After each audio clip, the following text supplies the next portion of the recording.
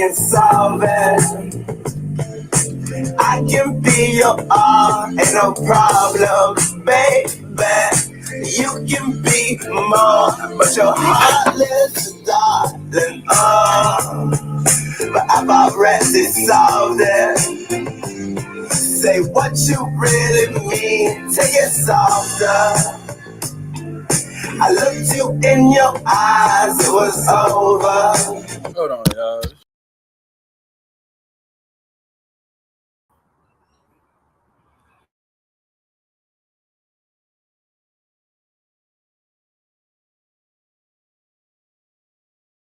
Oh, y'all. Bum ass shit. You saw me tweak out just now. Yeah, we in here, man. Start my shit over, man.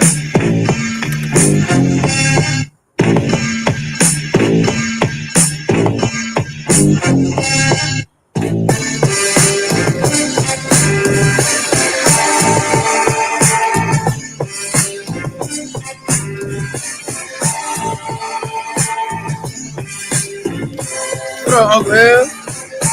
I think I can solve it. And start over. I can be your all, ain't no problem, baby. You can be more, but you're heartless, darling. But I've already solved it. Say what you really mean, take it softer. I looked you in your eyes, it was over. Cause when I really needed you the most, yeah, you were gone then that summer. But I can't be there, and this ain't by design. I adore you, I really wanna be there. This ain't by design, girl. Take it softer, you know I'm out my mind, girl. Don't make this harder. Come and light my fire, baby. How much longer till December? Say what you really mean.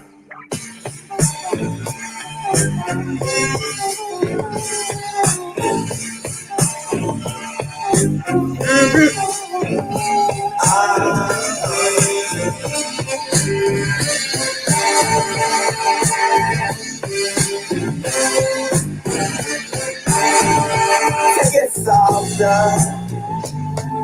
I looked you in your eyes, it was over. Cause when I really needed you the most, yeah, you were gone then that summer. But I can't be there. Shamika, what up? By design, I adore you. I really wanna be there. Stay by design, girl. Take it softer, you know I'm out my mind, baby. It's not my fire, baby. How much longer does it feel? Say what you really mean.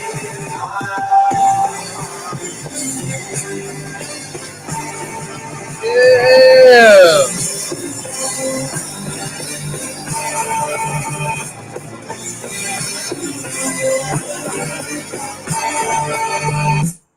Man, got me lit, man.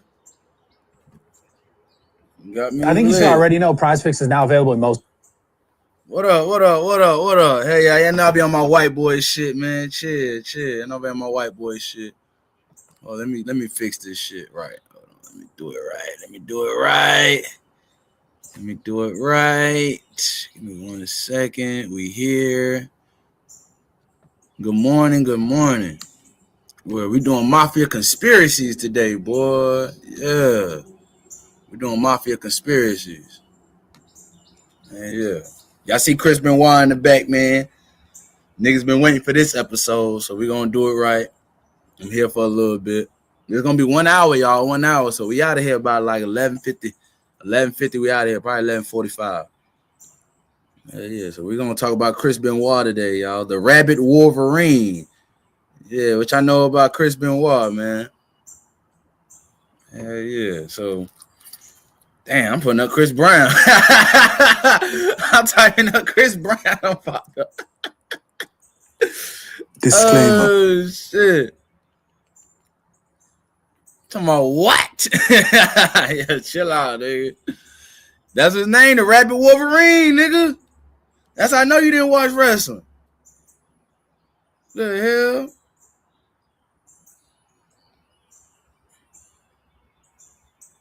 So hold on. First, we got to get to know the person before we could judge the person. All right, y'all hear me? We got to get to know the person before we could judge the person. So we're gonna, get a look on how Chris Benoit grew up. And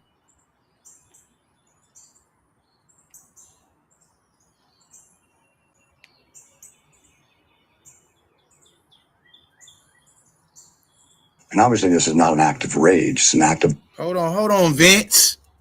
Fuck up. You've met. Hold on.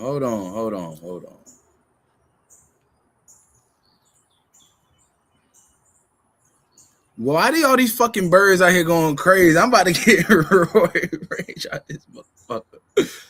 Only thing I hear is fucking birds and shit. Let me smoke my blunt. That's probably what it is. I ain't smoked yet.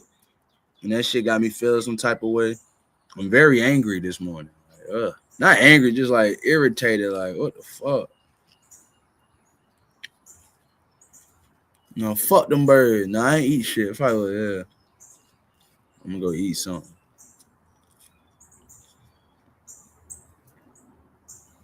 Yeah. I woke up, took a shower. I was like, damn, I'm fresh. I'm ready to talk some shit. All right, let me get into it, y'all. Hold on.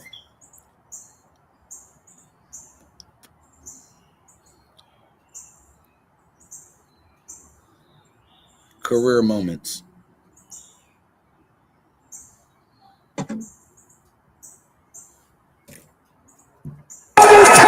Hold on.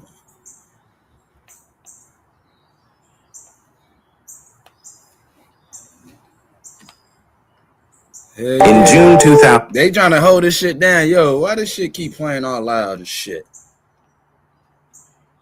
Man, y'all give me 1 second.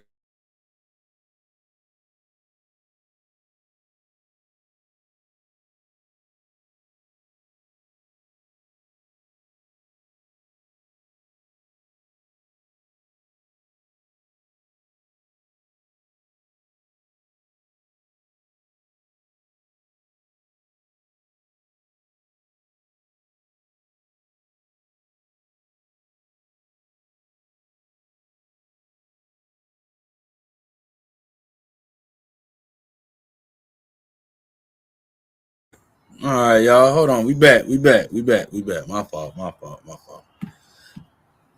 You got it. Just focus. Chill, Miss She. I got it. Getting a little agitated. I had roll my blunt. Hold on, y'all. We're going to get into it. We're going to learn who Chris Benoit is, y'all.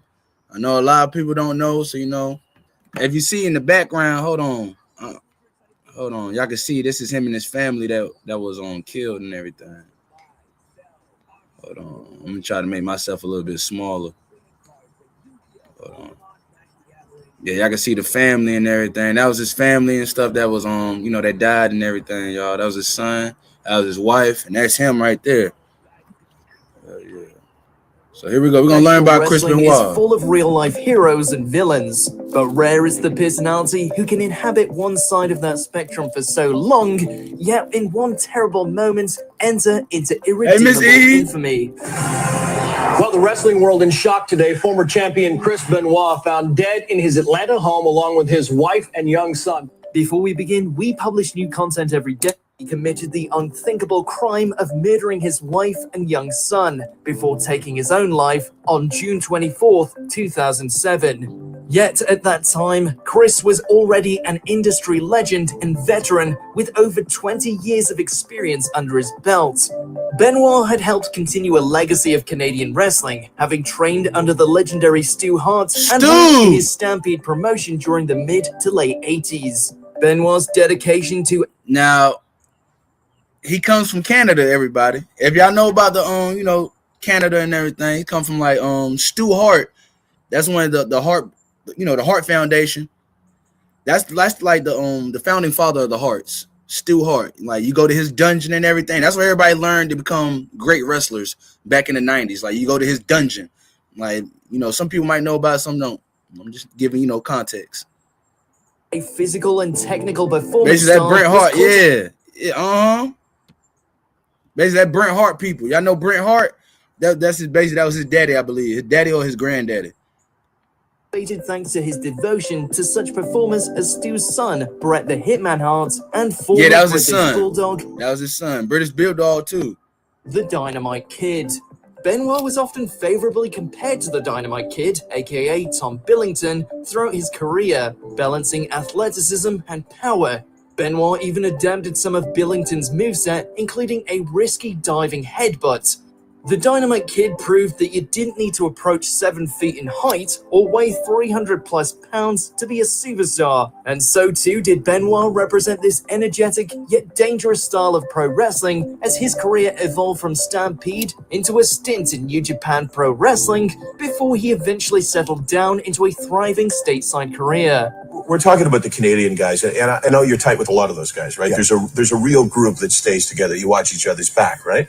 Somewhat. It's here within promotions like the World Championship Wrestling, Extreme Championship Wrestling, and Vince McMahon's World Wrestling Entertainment, where many fans best remember Benoit's work, as he won countless titles and accolades, from tag team championships, US championships, and television titles, to WWE's World Heavyweight Championship at WrestleMania 20. In fact, the 2004 image of Benoit celebrating in the ring with close friend and then WWE champion Eddie Guerrero remains one iconic WrestleMania moment among many in the company's history. Hold on, I'll show y'all the Eddie picture. Guerrero to WWE's World Heavyweight Championship at WrestleMania 20. In fact, the 2004 image of Benoit celebrating in the ring with close friend and then WWE champion Eddie Guerrero remains one iconic WrestleMania moment among many in the company's history. You know, I was fortunate enough to have a dream and be able to pursue it and succeed at it. There was, of course, a darkness growing which couldn't be ignored. Specifically, the toll Benoit's in-ring work and lifestyle were taking on his personal life. We mentioned earlier his comparisons to the Dynamite Kid with regards to his impressive yet undeniably reckless style.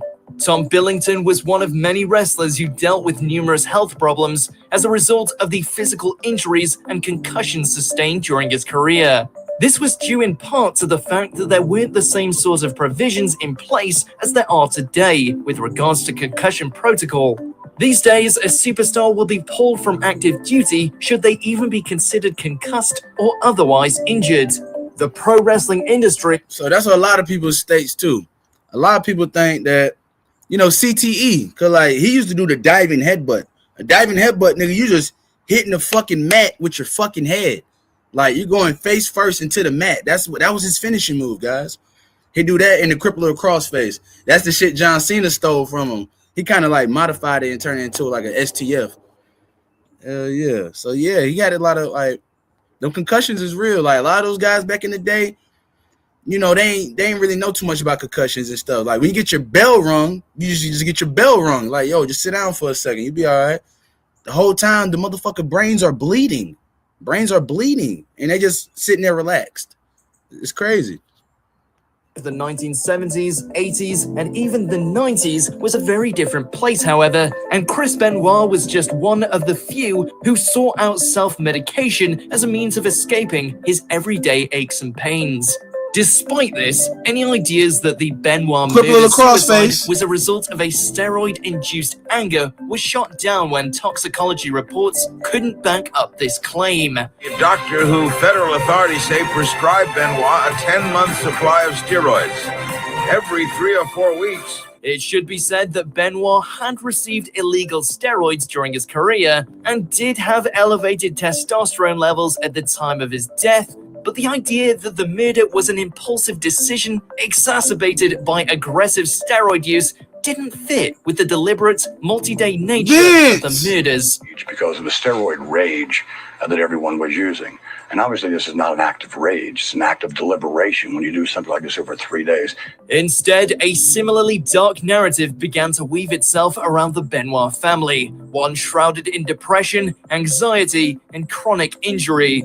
Nothing about Chris Benoit's character says that he was capable of doing this. Images of Benoit's brain showcased an alarming amount of damage. So much so that it could be compared to that of an 80-plus-year-old Alzheimer's patient. Damn. Many fans and had the brain of an 80-year-old man.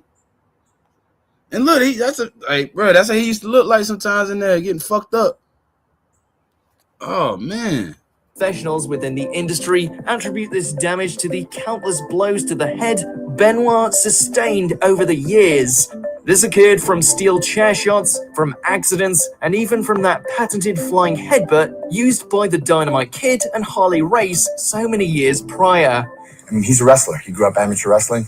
He'll be back. There were other factors as well, such as Chris's depression over the deaths of close friends Guerrero and sensational Sherry Martel within a few years of each other, as well as a tension within his... So around that time, because Eddie Guerrero and him were like close friends. They was like that. They was real close friends. And then like when Eddie passed like in 05. It was like around like October. It was around 05. I remember when Eddie passed.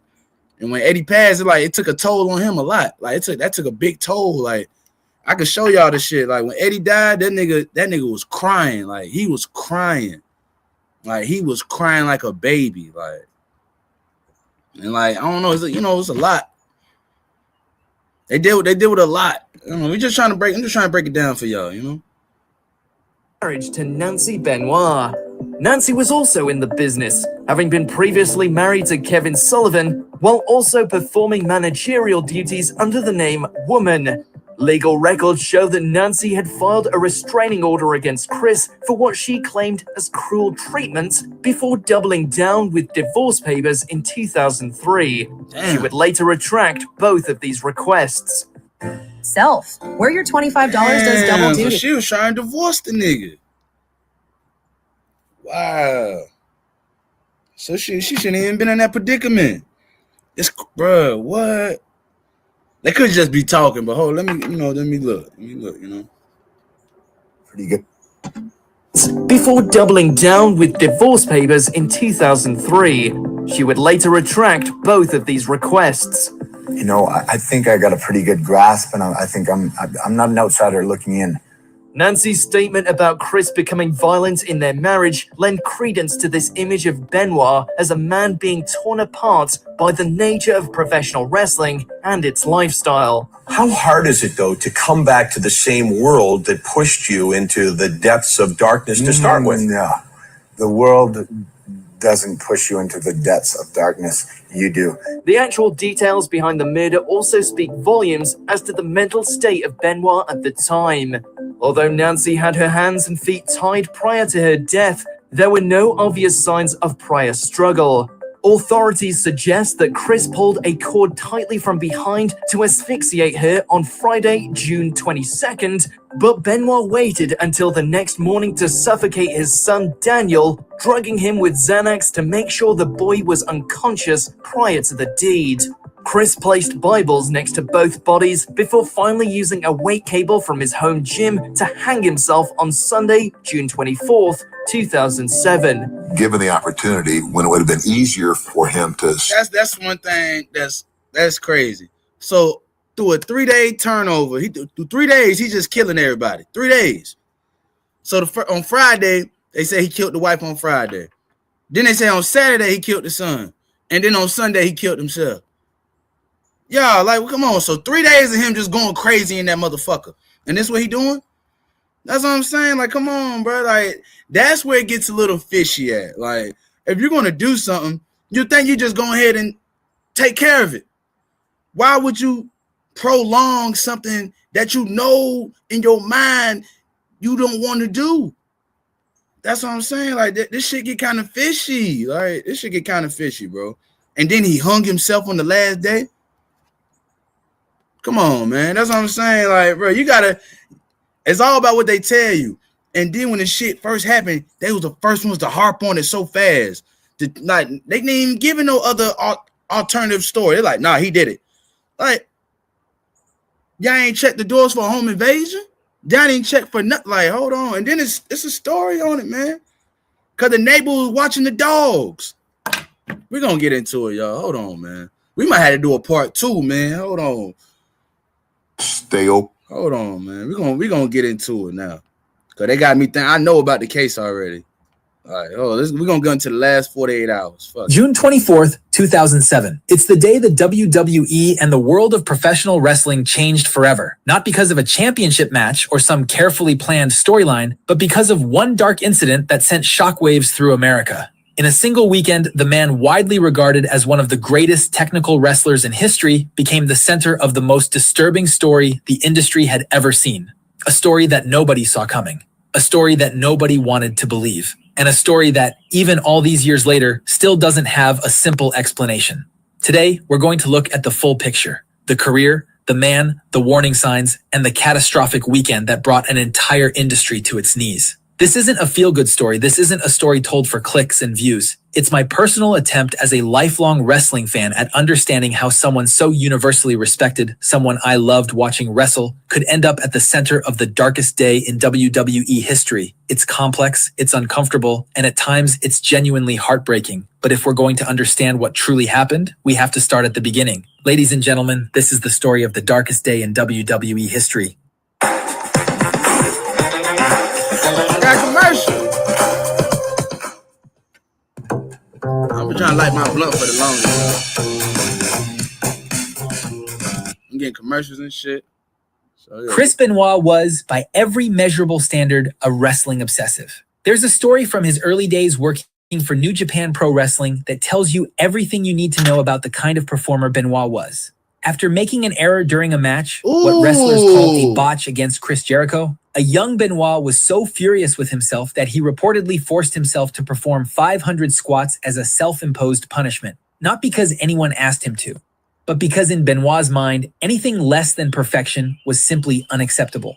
That relentless, almost punishing dedication followed him everywhere, through New Japan, through ECW, through WCW, and eventually all the way to WWE. But it was during his time in WCW that Benoit crossed paths with a woman who would become the most important person in his life. That's Nancy his wife. Toffaloni, performing as a valet in WCW, had an immediate on-screen chemistry with Benoit that quickly developed into something far more real. What began as a scripted storyline, ironically booked by Nancy's then-husband Kevin Sullivan, became a genuine relationship, and before long, the two had left their respective marriages and built a life together. They welcomed a son, Daniel, in February of 2000, and later that same year tied the knot. By the time WCW collapsed and Benoit made the jump to WWE as part of the Radicals group, it seemed like everything was finally falling into place. He won the Intercontinental title, had classic matches with Kurt Angle and Chris Jericho, and steadily built the case that he deserved to be at the very top of the industry. That case reached its climax on the grandest stage of them all. At WrestleMania 20 inside Madison Square Garden, Chris Benoit became World Heavyweight Champion in front of a rabid crowd, and when his best friend Eddie Guerrero sprinted down to the ring to celebrate with him, the two men embracing with tears streaming down their faces, it felt like the perfect reward for two brothers who had climbed the ranks of the wrestling world side by side. Looking back at that image now, knowing what we know, is almost unbearable, because within just over a year of that moment, Eddie Guerrero would be gone.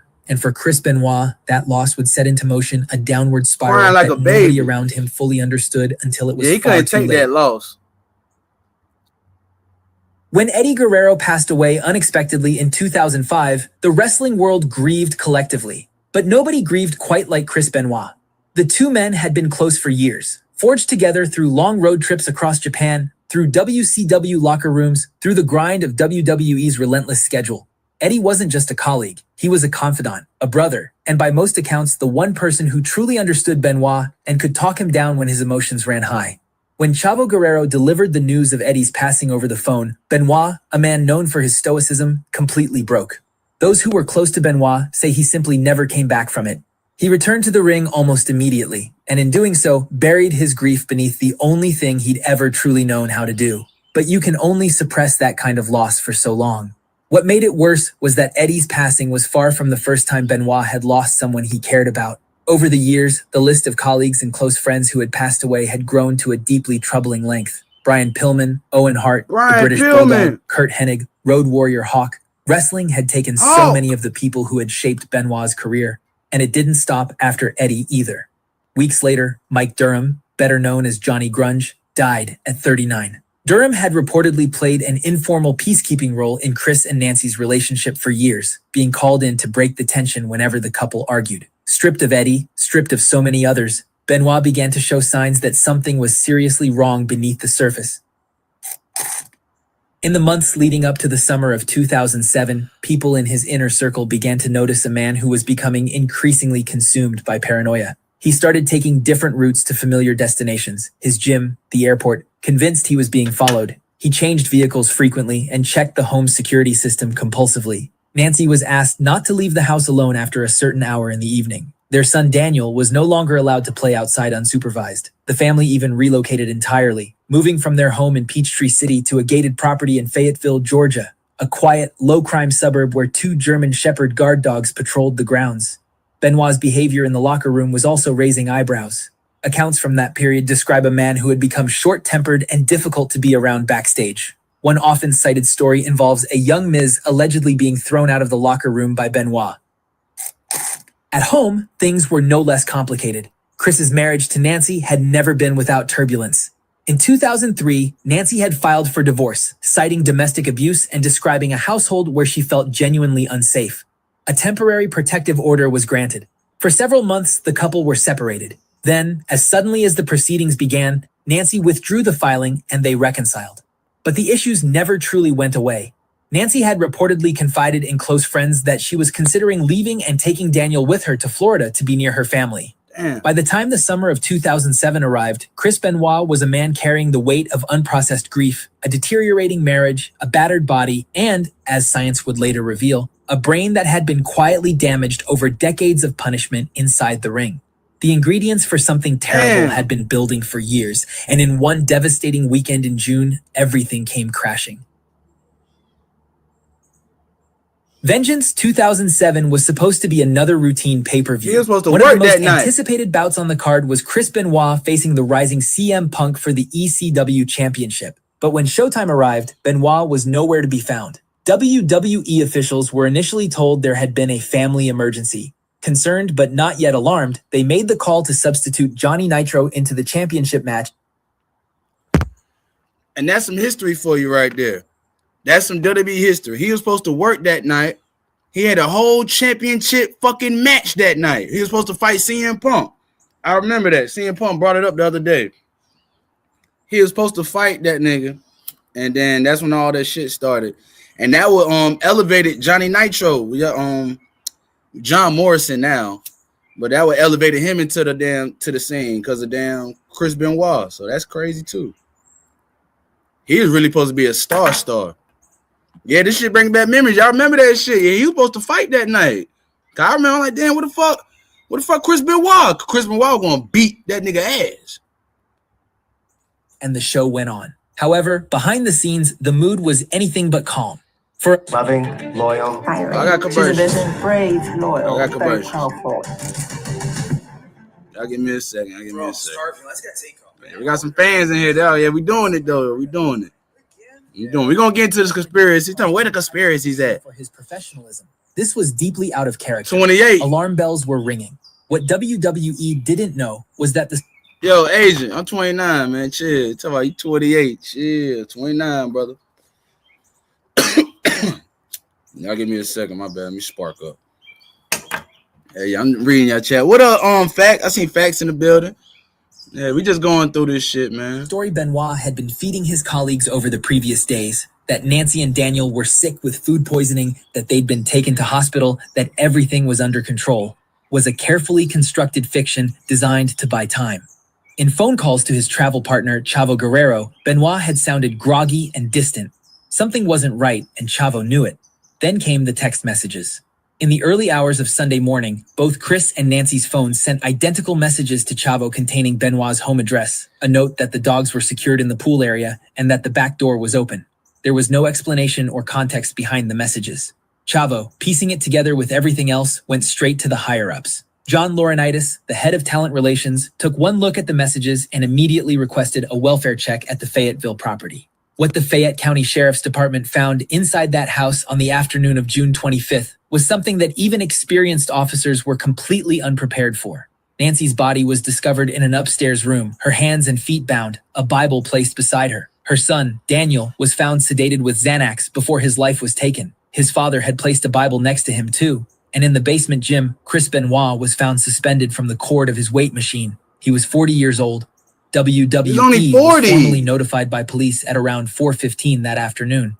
Within hours, the company that had aired a heartfelt 3-hour tribute to Benoit the previous night, believing that he had perished alongside his family in some terrible accident, was now grappling with a truth so dark it was almost impossible to process. The wrestling world would never be the same again. At 4 a.m. in the morning on June 25th, a full 10.5 hours before police discovered the bodies, an anonymous user edited Chris Benoit's Wikipedia page to state that he had been pulled from the Vengeance pay-per-view due to the passing of his wife Nancy. At the time, nobody outside that house in Fayetteville could have known that. When investigators traced the IP address, it came back to Stamford, Connecticut, the home of WWE's corporate headquarters. The person behind the post came forward and explained that it had been nothing more than a dark, poorly judged attempt at humor. A fabricated rumor posted as a joke that, in one of the most disturbing coincidences imaginable, turned out to be true. But what investigators found later was nowhere close to a joke. When Chris Benoit's father gave researchers at West Virginia University permission to examine his son's brain, the findings genuinely shocked even experienced medical professionals.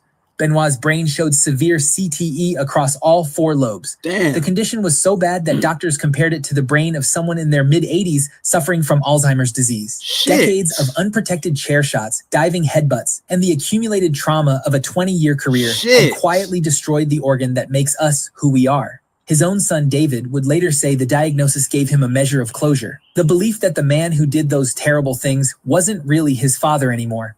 That something had been taken from him long before that weekend in June. Alongside the brain damage was a cocktail of contributing factors that investigators pieced together over the following months. Benoit's autopsy revealed testosterone levels approximately 10 times higher than what would be considered normal for a man his age. His personal physician, Dr. Phil Aston, was subsequently investigated and found to have been prescribing Benoit a 10-month supply of controlled substances every 3 to 4 weeks. Damn. Aston was eventually convicted and sentenced to 10 years in federal prison. Fuck. He was not the only doctor supplying wrestlers through questionable means, and the investigation that followed swept up names across the entire industry. There was also the matter of prescription painkillers, anti-anxiety medication, and alcohol, all of which were found to have been present in the Benoit household in significant quantities. The picture that emerged was not of a man in a single moment of blind rage, but of someone whose mind and body had been quietly deteriorating for years under the weight of substances, grief, and neurological damage, until something finally gave way. The fallout from that weekend in June reshaped professional wrestling in ways that are still felt today. Within days of the full story becoming public, Chris Benoit was effectively erased from WWE. Vince McMahon appeared on ECW the night after the Raw tribute and announced that Benoit's name would not be spoken on WWE programming. But Vince's troubles were just getting started. Congress investigators launched formal inquiries into WWE's drug testing practices, and what they found was shocking. In the very first year of WWE's wellness policy, which had only been introduced following Eddie Guerrero's passing, roughly 40% of wrestlers tested had returned positive results even after being given advance notice that testing was coming. The policy that was supposed to protect performers was riddled with gaps wide enough to drive a truck through. Under intense government pressure, Vince was forced to overhaul the entire program and introduce more frequent testing, stricter penalties, and far greater medical oversight across the board. Unprotected chair shots to the head, which had been a staple of the industry for decades, were banned outright. The diving headbutt, the very move that had defined Benoit's career and almost certainly contributed to his neurological decline, became subject to heavy scrutiny. Concussion protocols were introduced that simply had... Fox call. Y'all give me a second. Hold on.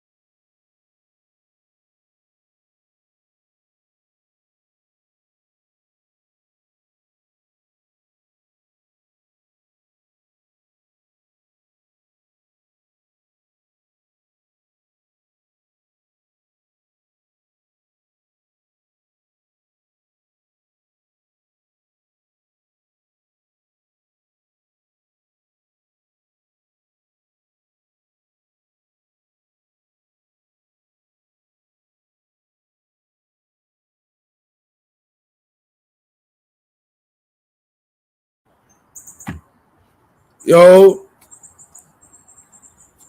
God damn. Damn. All right, y'all, we're going to do a part 2 to this. We're just getting into it. We're going to do a part 2, all right?